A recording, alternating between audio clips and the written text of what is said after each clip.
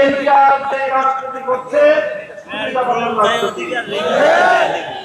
আমরা নির্বাচন পূর্ববর্তী সময়ে বিএনপির আরেকটি চরিত্র লক্ষ্য করেছি, সেটা হলো তলে তলে বিএনপি সারা দেশে গণভোটে ন্যায়ের পক্ষে ক্যাম্পেইন করেছে, কিন্তু প্রকাশ্যে সে ন্যায়ের পক্ষে কথা বলার উৎসাহ তাদের ছিল না, সেই সপ্তাহ তাদের ছিল না। এই জন্য লক্ষ জনতার সামনে বিএনপি প্রধান জনাব তারেক রহমান সাহেব গণভোটে হায়ের পক্ষে তিনি ক্যাম্পেইন করতে বাধ্য হয়েছেন। আমি জিজ্ঞাসা করি, উপরে এক কথা তলে তলে আরেক কথা বলে। নন ইনভার্টার এসির দামে ঘরে আনুন বিদ্যুৎ সাশ্রয়ী ইনভার্টার এসি। এখন 1.5 ton my one inverter AC মাত্র 48,900 টাকা পাওয়া যাচ্ছে মিনিস্টার শোরুমে। এটাকে আমাদের দেশে কি বলে? কি বলা হয়? আজ বিএনপির রাজনীতি দুই বুনিয়াদ, দুটি নীতি জাতির সামনে স্পষ্ট।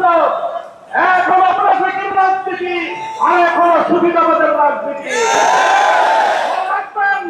জুলাই বিপ্লবের রক্তের উপর প্রতিষ্ঠিত নতুন বাংলাদেশে সুবিধাবাদের রাজনীতি, মুনাফিকের রাজনীতি বাংলা মানুষ সহ্য করবে না।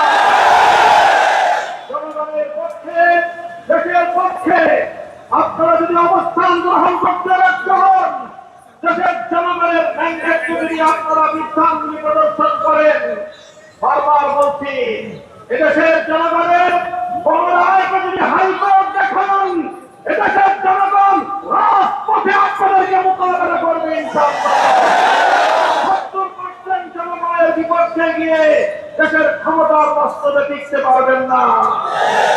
শহীদ জিয়াউর রহমান, বেগম খালেদা জিয়ার সন্তান, কান খাড়া করে শুনে রাখেন, জনতার বিরুদ্ধে গিয়ে শেখ হাসান আজিজ মার্কা নির্বাচন করার চেষ্টা করলে পরিণাম শুধু আপনারাই পূর্বেন তা নয়, আপনাদের অপকর্মের কারণে দেশপ্রেমিক রাজনৈতিক সংগঠনগুলোর নেতা কর্মীরা 28 আগস্ট কিভাবে রক্ত দিয়েছে ঢাকার রাজপথে বাংলার মানুষ সে কথা ভুলে যায় না।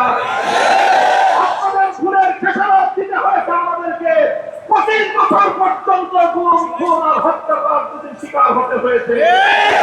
তাই আমরা চাই ভালোভাবে দেশ পরিচালনা করেন, জনগণের রায়ের প্রতি শ্রদ্ধা প্রদর্শন করেন, অন্যথায় রাজপথে সংসদে আমরা আপনাদেরকে মোকাবেলা করবো ইনশাআল্লাহ।